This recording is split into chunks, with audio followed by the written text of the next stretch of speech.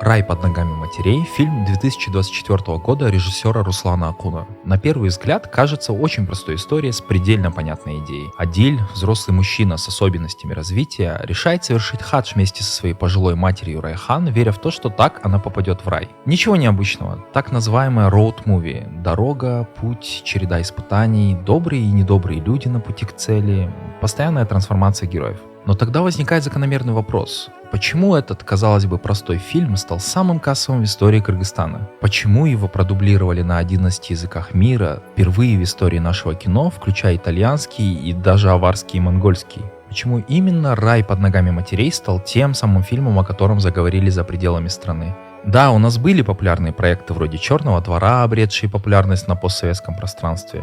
Да, у нас есть фестивальное кино Ахтана Рымкулата, которое знают и ценят далеко за рубежом. Но объективно, именно «Рай под ногами матерей» — это первое по-настоящему массовое кыргызское кино, которое стало заметным за пределами региона. Вот вам, к примеру, 50-минутный разбор на бенгальском языке на 1,5 миллиона просмотров. Парень с особенностями развития хочет, чтобы его мать попала в рай, и делает для этого все возможное. Фильм явно подчеркивает то, что ум и интеллект — это далеко не главное. Можно свернуть горы и без особых умственных данных. Но что же тогда? Что на самом деле помогает Адилю дойти до конца? С вами редакция Терень. Давайте разбираться.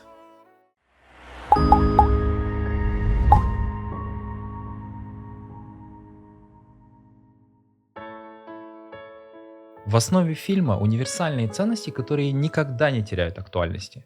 Доброта, материнская любовь и ценность матери в жизни ребенка. Перед нами мусульманская семья из небольшой кыргызской деревни. Адиль – взрослый мужчина с умственным развитием примерно на уровне 8-летнего ребенка. В селе его считают дурачком, над ним насмехаются, а свободное время он проводит в компании детей, которые младше его на много лет. Живет он со своей 75-летней матерью Райхан Имановой. Всю свою жизнь она посвятила сыну, оберегая его и заботясь о нем. С возрастом Райхан все чаще болеет, и вместе с болезнями приходит главный страх. Что будет с Адилем, когда ее не станет? Вот как он выживет в этом мире, который уже сейчас относится к нему жестоко? Однажды друг рассказывает Адилю, что в Мекку можно добраться пешком, и что тот, кто совершит хадж, попадет в рай. С этого момента Адиль буквально помешан на этой идее. Он должен довести мать до Мекки. Папа? Ол балам эмне болду? Кеттік апа. Кайда отон? Бейшке. Поначалу Райхан относится к этой затее скептически. Она тянет время, избегает разговора, надеясь, что сын забудет. Но все меняется в тот момент, когда все село начинает откровенно издеваться над Адилем из-за его мечты. И тогда мать, не выдержав, решается на безумный шаг, соглашается на путешествие, лишь бы защитить сына от издевок. Адиль находит повозку, чудом собирает деньги, и они отправляются в путь. Так фильм превращается в роуд-муви, жанр, в котором дорога становится пространством испытаний, а путь меняет героев сильнее, чем конечная цель. Их маршрут пролегает через Кыргызстан, Узбекистан, Казахстан, Азербайджан, Турцию, Сирию и заканчивается в Саудовской Аравии. Некоторые считают, что прототипом данной идеи является история Абдулазиза Раджабова, 15 лет мечтавшего о паломничестве и пешком совершившего хадж из Москвы в Мекку. Но его история, конечно, очень сильно отличается от показанной в фильме. На пути герои не раз сталкиваются с серьезными препятствиями, которые увеличиваются по нарастающей. Они теряют все свои деньги, сталкиваются с контрабандистами, остаются в открытом поле наедине с волками, теряют друг друга в большом городе, а в финале даже попадают в заложники к радикализированной группировке, где подвергаются избиению и пыткам, а после оказываются вынужденными пробежать по минному полю и чудом остаются в живых. Ну, в общем, как вы видите, довольно гипертрофированный сценарий, в жизни такого, конечно, не бывает, но все же они доходят. Финал оставляет зрителю сразу несколько тяжелых вопросов. Райхан умирает и перед смертью признается, что Адиль не ее биологический сын. Много лет назад на перроне его настоящая мать попросила ее подержать ребенка на руках и исчезла. Когда она все же вернулась в поисках сына, Райхан привязалась к нему и решила оставить себе. Второй спорный момент – решение Адиля возвращаться обратно тем же самым опасным путем, несмотря на возможность лететь самолетом. Более того, компанию ему зачем-то решает составить их спонсор из начала фильма, персонаж Болота Тентимишо. Очевидно, что это задел для второй части, которая скоро выйдет на экраны. Теперь, когда мы разобрались с сюжетом, давайте проанализируем сам фильм.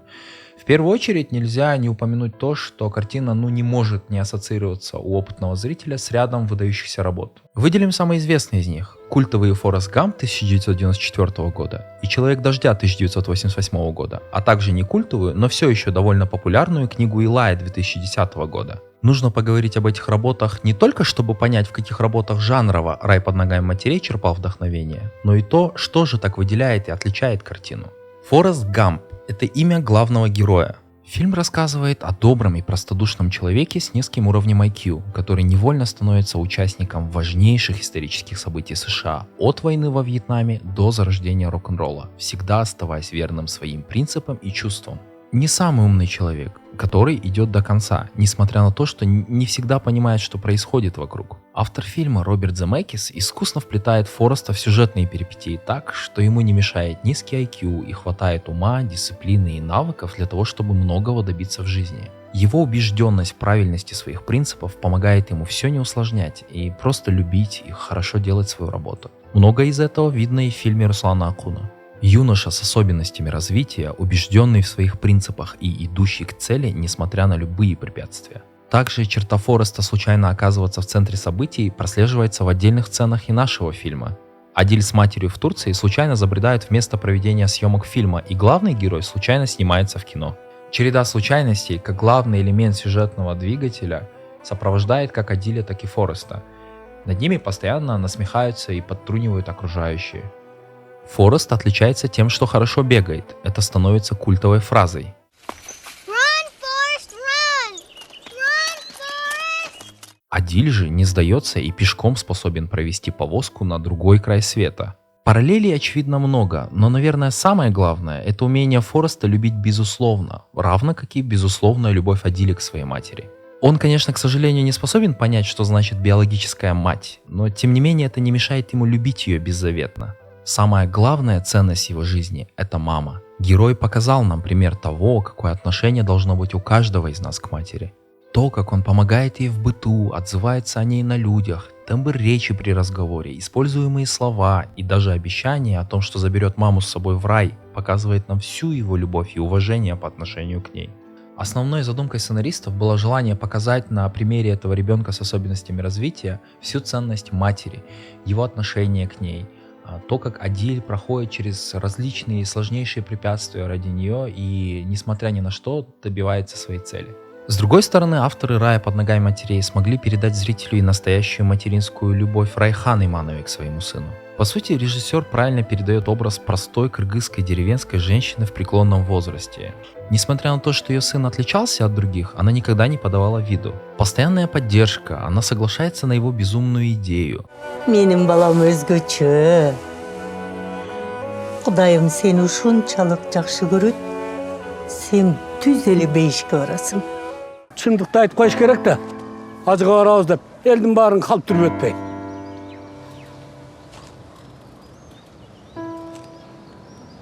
Эмнеси калп? Барабыз. Карап тур. Балам мени Меккеге алып барат. Көрөсүңөр го? В целом, Адиль доходит до конца только благодаря своей матери. Она верит в него, переживает за него, воспитывает его хорошим человеком. Вскормленный ее материнским молоком и кыргызским хлебом, он смог благодаря материнской опеке вырасти таким сильным не только физически, но и духовно, не обозлиться и уметь доводить дело до конца и стоять на своих принципах. Будем объективны, ни докуда бы он не дошел, если бы не его мать. Давайте взглянем на то, какие качели пережила она из-за путешествия. С самого же начала она понимает, что для паломничества нужны большие деньги. Это не веселое беззаботное путешествие. Она показана в целом умудренной опытом и тяготами жизни кыргызской женщиной. Потом, когда сын все же находит деньги, она все еще понимает, что очень мала вероятность добраться до цели в целости и сохранности. Ай, балам жөн эле ээлиги алды байкуш. Бир-эки күндө унутуп калат. Но когда в селе начинают глумиться над сыном, она не выдерживает и готова идти даже вопреки здравому смыслу.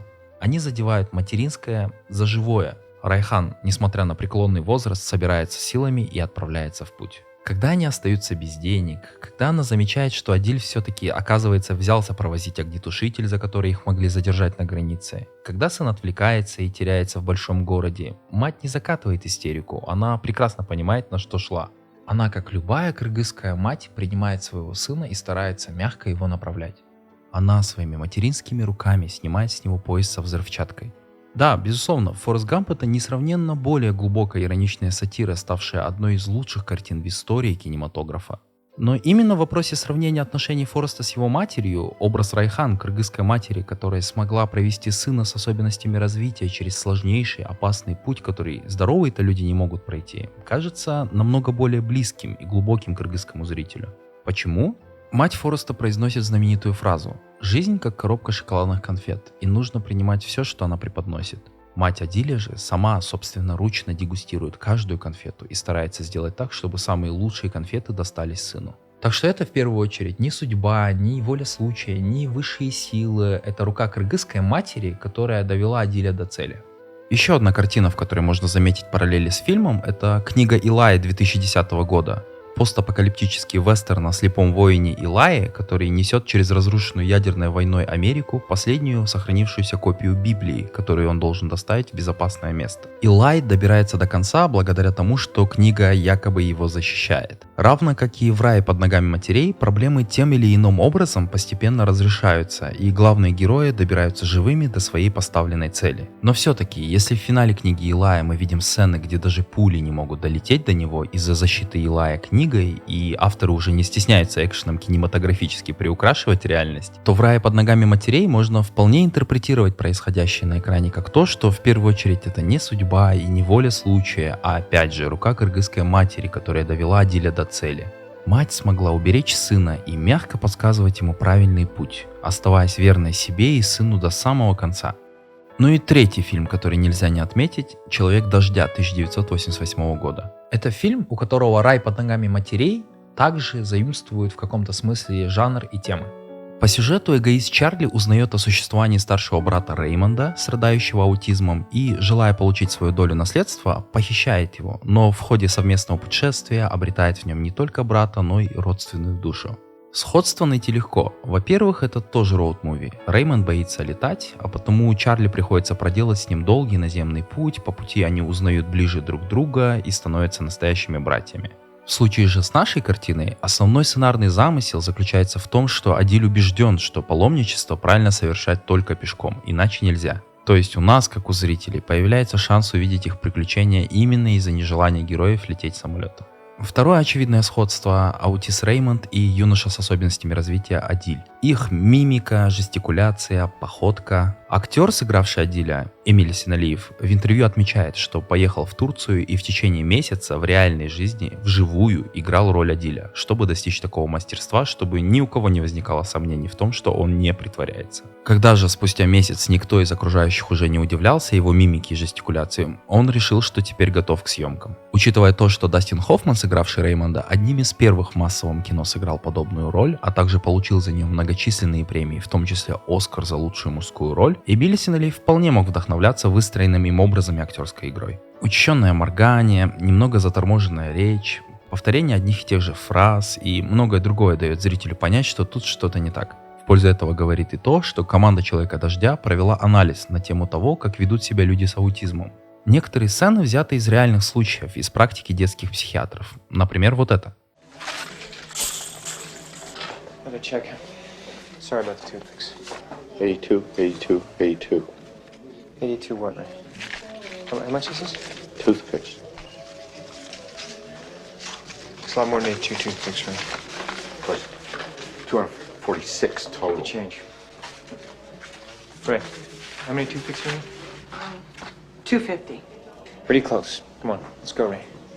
246. There's 4 left in the box. Точно так же постаралась поступить и команда нашей картины, съездив в специализированные учреждения, чтобы познакомиться с группой людей с умственными отклонениями. То есть параллелей много, а глобальная тема на самом деле одна – это семья. Но есть большая разница в том, как ее интерпретировать. То есть параллелей на самом деле много, глобальная тема на самом деле одна – семья, но есть и большая разница в масштабе темы. Если Чарли и Реймонд обретают братьев в лице друг друга, брат принимает брата-аутиста, это все-таки довольно узкий случай, то опять же центральная ценность в местной картине – это кыргызские матери и то, как сложна и велика их роль для нашей страны. а не ежедневным упорным трудом. Часто в условиях нищеты, безденежья и даже бытового насилия по мере возможностей стараются воспитывать и вырастить кыргызских детей так, чтобы они ни в чем не нуждались. И даже если это ребенок с отклонениями, он не чувствовал себя ни в чем ущемленным. Ну и теперь, когда мы разобрались, чем, вероятно, вдохновлялись авторы «Рая под ногами матерей», нельзя не упомянуть кое-какие странные и спорные моменты. Самое главное, вопрос вызывает центральный призыв фильма, который для некоторых людей может прозвучать как, типа, нужно любой ценой рвануть в такое же путешествие. Да, авторы показывают сложности в пути, даже захват героев в заложники и пытки, но мы боимся, что сам факт того, что парень с особенностями развития и его 75-летняя мать смогли дойти до конца пути, может создать впечатление, что возможно абсолютно все, и смотивировать некоторых людей на необдуманные и поспешные решения. То есть очень важно, чтобы вы поняли, что мы имеем в виду. Показывается сцена с потерей денег, а потом мать говорит: ну ладно, что-нибудь передумаем. Затем нападают волки, герои прогоняют их с помощью огнетушителя, и сразу же начинаются шуточные вставки.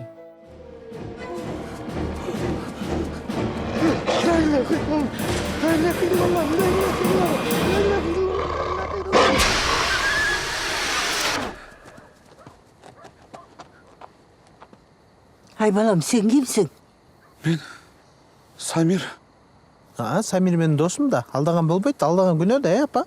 Адиль с матерью чудом выживают, пробежав по минному полю, а потом, улыбаясь, машут сирийцам. Мы надеемся, что этот местами комичный, местами беззаботный антураж не создаст ложного впечатления у зрителей, что это легкий путь и не сподвигнет их на поспешные решения. А также вызывает вопросы некоторые непонятные сценарные моменты. Например, эпизод с чеховским ружьем, которое так и не выстрелило. Герои, проходя через Узбекистан, отдают деньги неким жителям, якобы в обмен на что-то, обещает сценарий, но вместо этого сталкиваются с еще большими трудностями. Эта сцена вроде бы создает атмосферу ожидания важного поворота, но в итоге никак не влияет на дальнейшее развитие событий. В эпизоде словно нет ни особого драматургического, ни символического смысла. Еще один непонятный момент – это то, как они попадали из одной страны в следующую. Например, Армения, Грузия и Иран вроде бы должны были находиться на карте между Турцией и Азербайджаном, ну либо герои прошли по Нахичеванской автономной республике, являющейся эксклавом Азербайджана. По сюжету это совсем непонятно. А также и то, как герои попали из Сирии в Саудовскую Аравию, тоже будто пропускается. Но на эти вопросы, конечно, можно любопытным зрителям ответить и самим. Большие вопросы вызывает и концовка. Главный герой решает вернуться тем же опасным путем домой, несмотря на предложение полететь на самолете. Непонятно то, почему все активно потакают любым желанием Адиля и не заставят его послушаться. Зачем позволять ему возвращаться пешком, где его недавно чуть не убили? Так еще и герой Болота Тентемишева теперь рискует, отправляясь с ним в обратный путь. Может быть, выглядит как прыжок веры, но смысла это не добавляет. Ответы на эти вопросы мы узнаем уже только в следующем фильме, который, кстати, уже скоро выходит на экраны. Будет ли в новом фильме раскрыт твист с его биологической матерью? Какие отсылки на другие картины авторы фильма заложат во вторую часть? А также какая судьба ждет Адиля, которого теперь не направляет заботливая рука любящей кыргызской матери? Не забудьте поддержать наш канал. Подписка помогает нам расти. А с вами была редакция Терень. Увидимся в следующих выпусках.